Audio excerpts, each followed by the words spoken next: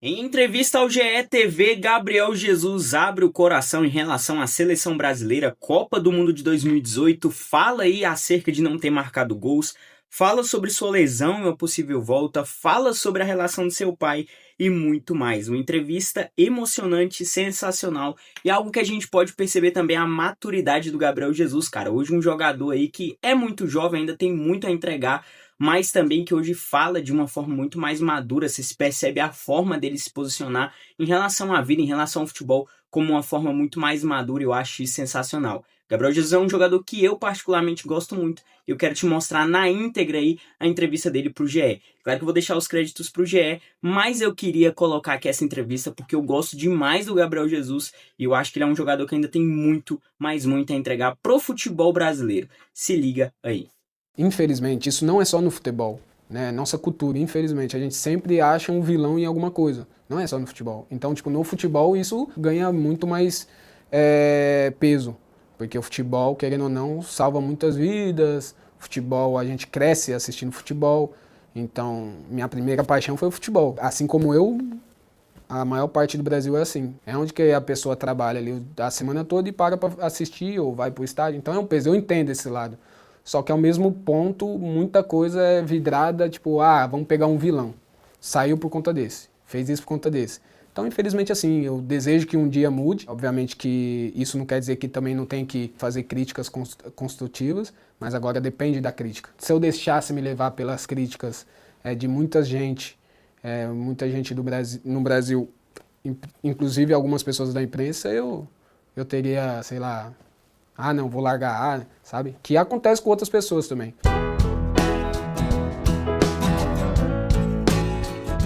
Tô bem. Uma lesão muito longa. Nunca tinha ficado tanto tempo sem jogar futebol na minha vida. Foi difícil, né? Mas não foi tanto porque eu tive outros focos assim na minha vida pessoal. E aí eu desfoquei um pouquinho do futebol e isso me ajudou. Mas agora é 100% focado novamente para poder voltar bem. Jesus se machucou no dia 12 de janeiro, numa partida pelo Arsenal na Copa da Inglaterra. Rompeu o ligamento cruzado anterior do joelho esquerdo. Não tinha noção do que era no momento que eu machuquei, até porque foi um lance bobo e eu continuei jogando por 10, 15 minutos ainda machucado. Então, como você ia imaginar, acabei lesionando todo o meu joelho e continuei jogando.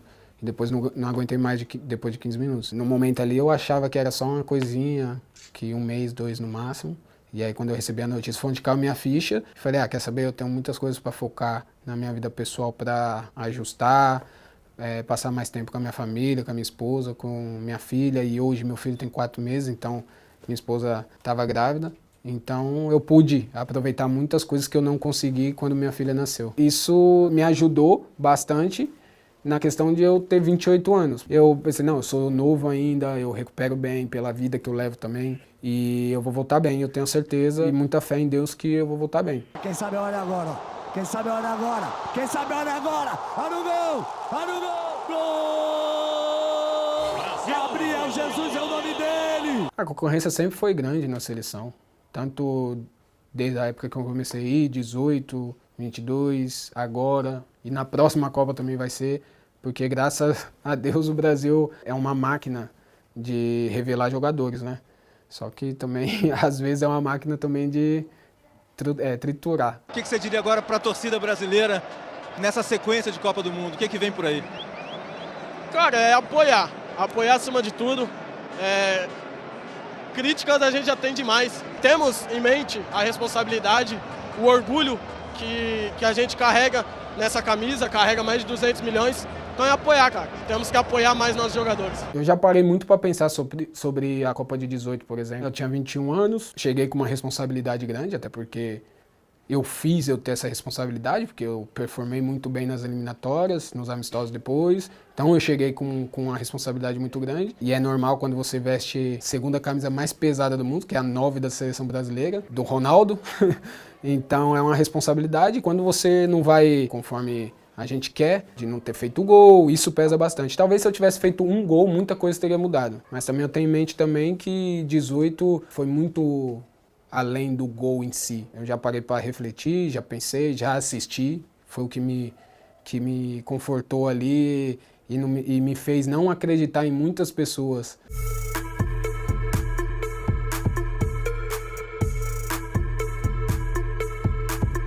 Depois eu falei, quer saber, eu vou assistir os jogos, vou ver o que aconteceu e eu vi também uma entrevista do Grafite que me ajudou bastante, que foi onde que ele falou algo assim. A gente fala, o 9 da seleção tem que fazer gol, eu concordo, mas ele não errou gols. Não foi esse caso, ele errou gols. Nossa, ele teve uma chance hoje, errou. Outra chance amanhã errou. Não, eu não tive chances. Poderia ter criado pra mim? Poderia, porque eu acho que eu tenho essa qualidade. Mas eu não tive chances assim pra falar, para as pessoas falarem tantas coisas que, querendo ou não, vocês sabem que de certa forma prejudica um pouco o jogador. Então, se eu deixasse me levar por muitos comentários de pessoas, possivelmente eu não estaria, no Arsenal, por exemplo, eu não seria o jogador que eu sou hoje. Não pesa pra mim em 2018, muito pelo contrário, assim, me fez amadurecer como pessoa e como profissional.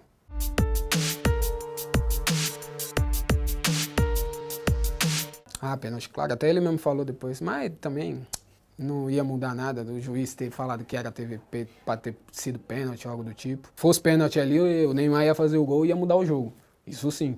Agora, depois de anos, falar também.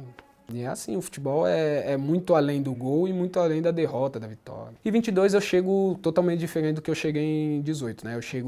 Eu acho que como um 13º jogador, 12º jogador. É importante ali, tanto que eu entrei nos 2 primeiros e joguei o terceiro, que foi onde que eu me machuquei. 2022 foi um pouco mais, querendo ou não, assim, mais leve para mim, em comparação ao 18. Eu acredito muito que tem muita vaga ainda. Eu acredito que tem possibilidade. Onde que tem uma luz ali no final do túnel, assim, eu acredito. Minha fé é muito grande, é inabalável. Também não é só acreditar e ficar no sofá, eu vou fazer por merecer. Eu acredito que eu vou voltar bem e as chances que eu tiver, eu vou agarrar. Agarrando as chances, eu vou ter possibilidades.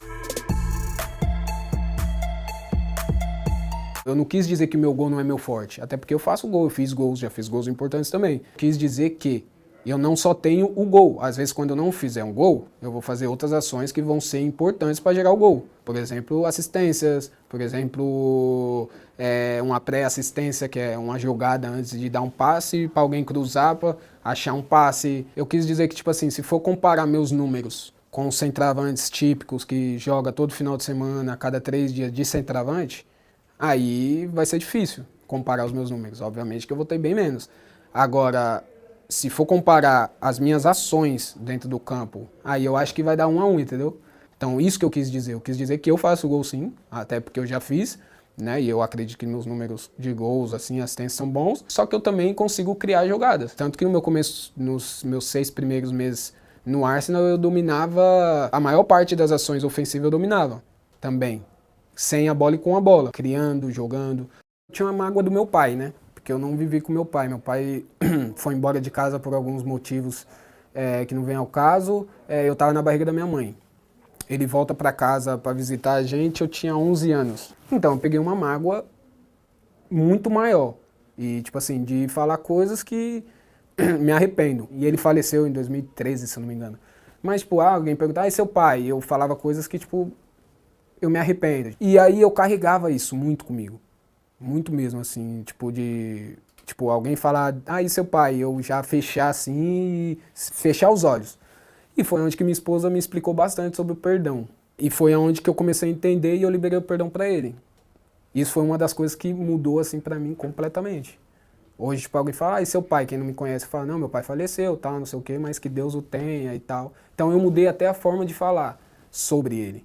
Independente se eu concorde ou não do que ele fez ou viveu, assim como no Brasil é clichê, infelizmente, essa história do pai que sai de casa, deixa filho com a mãe guerreira que cuida de 3, 4, 5 filhos. Então, minha história é clichê assim também, infelizmente, que acontece muito no Brasil. Hoje, eu libero perdão, assim, já liberei perdão para as pessoas da minha vida. E, eu tirei um peso de mim, porque não é porque eu tô engasgado ali que eu vou ficar falando palavras que trazem coisas para sua vida. Porque eu e meus irmãos, eu sou mais novo, depois tem o Kaique, que é mais velho que eu, tem o Felipe, que é mais velho do que eu e o Kaique, tem a Emanuele, que é a mais velha. Minha mãe ia trabalhar, sempre deu amor, carinho pra gente, cuidou, uma guerreira, mas ela ia trabalhar muito, trabalhava até em 2 ou 3 empregos às vezes. Minha irmã cuidava da gente, mas é uma figura feminina, então não tem o papo de homem com homem. Meus irmãos também iam trabalhar, então não tinha o papo, e também eram... o Felipe, que é mais velho que eu, e o Kaique, tem 5 anos a mais que eu, então não tinha como ter esse papo também. Então não tive uma figura masculina assim para ter um papo igual eu acredito que eu vou ter com meu filho quando ele tiver 10, 15 anos, por exemplo. Então isso eu não vou sentir porque eu vou me preparar para isso, entendeu? Mas eu não tive esse papo. Muitas coisas assim da vida assim mesmo, que eu precisava do papo assim de pai para filho, homem com homem, sabe? Eu não tive, porque eu não tive pai. Cuidar dos meus filhos tem sido para mim uma experiência nova, obviamente. Não do meu filho agora, do Daniel, mas da Helena, no caso, foi, porque foi minha primeira filha. Então era uma experiência nova e que, tipo assim, eu não tive um pai para me conduzir, para me ensinar algumas coisas. Então eu acredito que minha filha crescendo, meu filho crescendo, eu já vou ter tido muitas informações que eu vou pesquisar, ou de amigos que eu converso bastante. Eu acho que eu vou ter mais o reflexo de não ter tido pai quando meus filhos forem maiores. Mas agora, no momento, eu tenho a oportunidade de pesquisar, de conversar e saber para me preparar para esse momento. Não impactou negativamente eu não ter tido pai com o nascimento dos meus filhos até agora. Minha filha tem 3 anos e meu filho tem 4 meses. São coisas que ali minha esposa foi me explicando. Minha filha, eu dei banho nela, por exemplo, ela já tinha 8 meses, praticamente, por ter medo. Meu filho, com 4 meses eu dei banho, porque eu também tinha medo, muita parada, tipo, tenho medo de escorregar e tal. Então, são coisas que eu aprendi com a minha esposa no dia a dia, olhando ela fazer.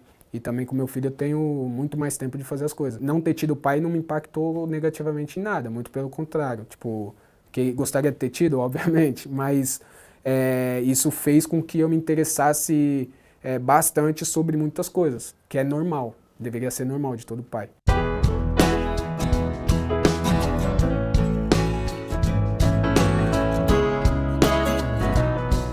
Como torcedor, a gente tem 3. Aí tem mais uma oportunidade agora de se tornar o maior brasileiro, né? Vamos ver. É uma briga grande, até para isso, né, os dois.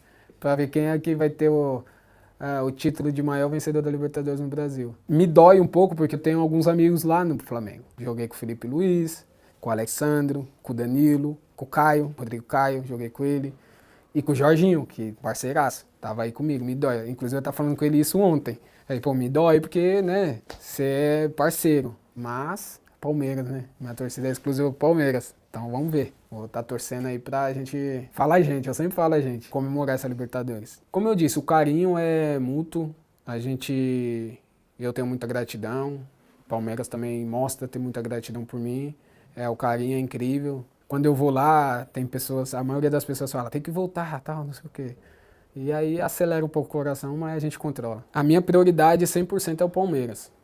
Eu já falei já que voltaria pro Brasil um dia e jogaria no Palmeiras. Então essa é a minha vontade e é a única coisa que eu me vejo. Venho aprendendo que nada em excesso faz bem. Então ele é tão intenso que eu acho que acaba passando do ponto. Mas a maior qualidade dele é isso, pra mim ele é intenso em tudo. Por isso que ele é um gênio do futebol. Ele é tão intenso em estudar um time que o time que ele colocar para jogar contra esse time que ele estudou, ele vai saber a cada detalhe, cada função, cada espaço, milímetro assim que se jogar a bola, entendeu? Então ele é esse tipo de intensidade. Quando eu cheguei, brasileiro normalmente chega aqui jovem e tem manias, é normal. Ainda mais eu que vim da várzea.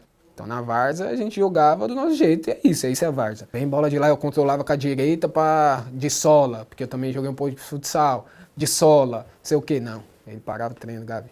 Controla. Vem de lá, controla aqui, tudo fica mais fácil. Vem de lá, controla aqui, tudo fica mais fácil. Aí você vai começando a pegar, então ele é nesse nível e faz sentido. Hoje é automático. Sim, claro, ele me ajudou bastante. O que eu acho que uma das minhas maiores virtudes assim, é a gratidão. Então, tipo assim, eu tenho muita gratidão por ele me ajudou bastante. Né? Ele que me ligou antes de eu decidir, eu tinha algumas propostas e tal, ele me ligou, então ele me levou para lá, ele me ajudou bastante a evoluir em alguns aspectos. Eu acredito que eu fui muito bem no City, então a minha saída do City não foi por problemas com o Guardiola ou com o clube, não, foi porque eu mesmo senti vontade e é isso. Agora, gratidão, tanto que quando eu encontro ele, abraço, ele beija meu rosto, a gente fica conversando. Raramente conversa sobre futebol, é mais sobre família. Então, tipo assim, você vê que é um cara que tem um carinho por você. Então, é recíproco. Eu tenho muito carinho por ele e torço por ele muito. Só não conto de jogar contra a gente, óbvio.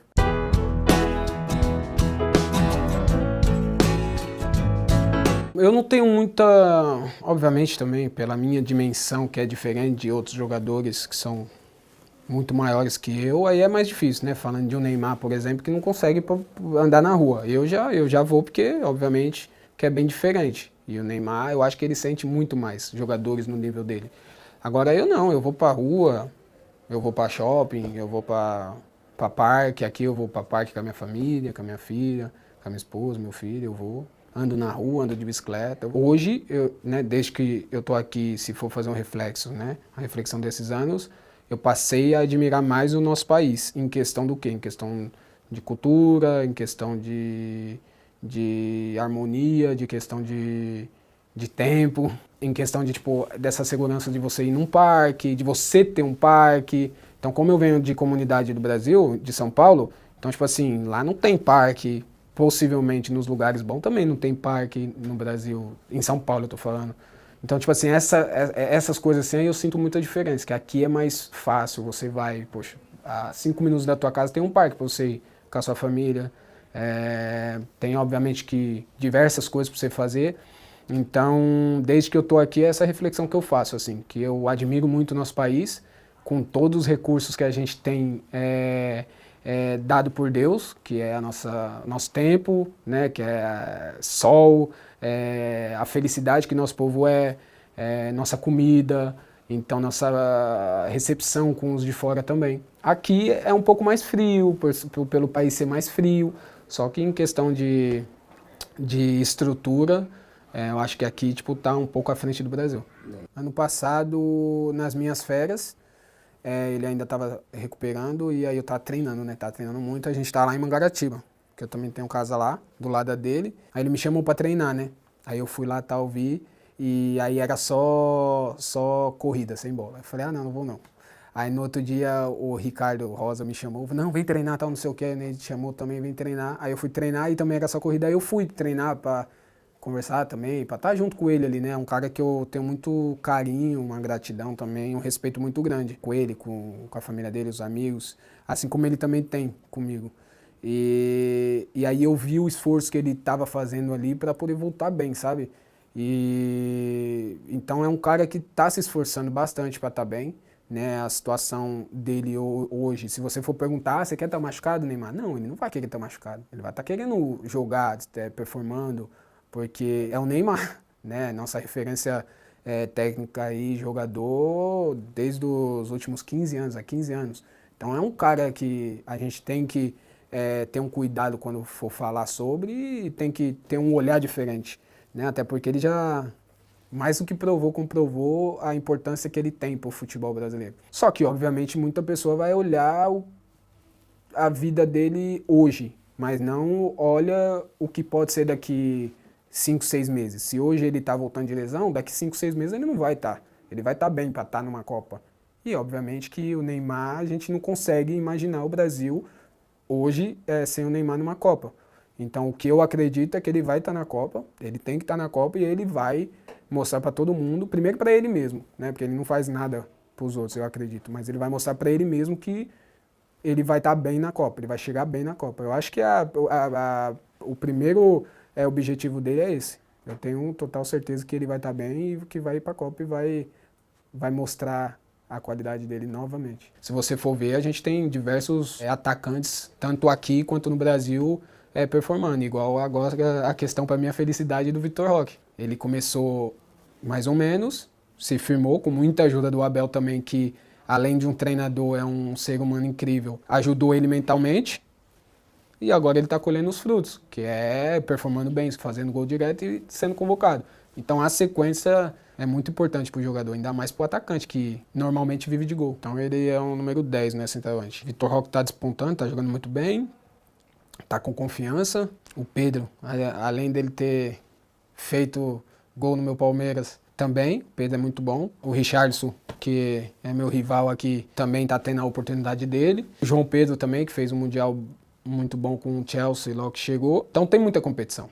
O Igor Jesus também, que chegou no Nottingham e tá. Eu acho que esses jogadores, assim, igual, tem o Thiago, o Igor Thiago, que está no Brentford, que começou a temporada muito bem, fazendo gols e não teve a oportunidade por se tratar de seleção, por se tratar de estar próximo da Copa. Então a gente tem, assim, mas também depende muito do que o treinador gosta, depende da sequência que vai ter. Agora não tem muito tempo também, porque tem poucos jogos até a Copa. Mas ali como que vai estar performando nos clubes mesmo. Na vida pessoal, obviamente, que um sonho recente é me batizar, que eu já estou quase prestes a realizar, logo mais, se Deus quiser. Como jogador, eu tenho o sonho da Copa, né? Eu tive o gosto 2 vezes de estar na Copa e eu vi o que é, então a Copa, né? Na Europa uma Champions, também tive o gosto ali amargo de chegar numa final e acabar não conquistando, numa semifinal e ser eliminado do jeito que foi. E o Palmeiras também, né? Conquistar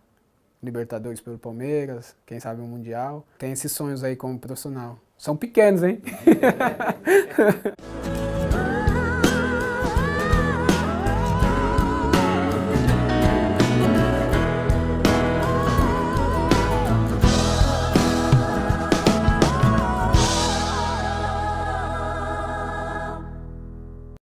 Rapaziada, uma coisa que eu concordo demais com o Gabriel é a questão de, tipo assim, cara, o brasileiro, ele muitas vezes apoia o seu jogador de uma forma muito extraordinária. De amar, de se dedicar, de falar e tal. Mas na hora de bater também, na hora de criticar, às vezes passa do ponto. Eu acho que é muito normal essa questão de, poxa, vamos criticar o cara aqui até pra ter algo mais construtivo. Mas a galera muitas vezes não sabe diferenciar uma crítica de uma destruição. E às vezes acaba matando, de certa forma, alguém na forma de falar, de julgar, de bater. Eu acho isso muito complicado. Mas Gabriel Jesus é um jogador que, como eu falei, cara, eu gosto pra caramba. E a forma de eu ver ele se posicionando hoje, a forma que ele se posiciona, ter largado, né? A gente sabe que jogador famoso, tal, dinheiro, às vezes vai pra um caminho errado, pelo menos ao meu ver errado, de, poxa, mulherada, de cachaça, de trem, que acaba atrapalhando a vida espiritual do cara, atrapalha a vida no dia a dia do cara, atrapalha em todas as relações. E hoje o cara ter sua família ali, tá de boa, tá em paz, tá buscando a Deus, eu acho isso sensacional e me faz ainda mais gostar de um cara como esse. Mas tamo junto, essa é a minha opinião, assiste outros vídeos aqui, eu tenho, cara, muitos shorts, tem muitos vídeos, história, curiosidades, tenho certeza que você vai curtir o canal. Então tamo junto, um beijão, assiste outros vídeos que vai estar mostrando aí na tela, valeu, falou e fui, rapaziada, fiquem com Deus.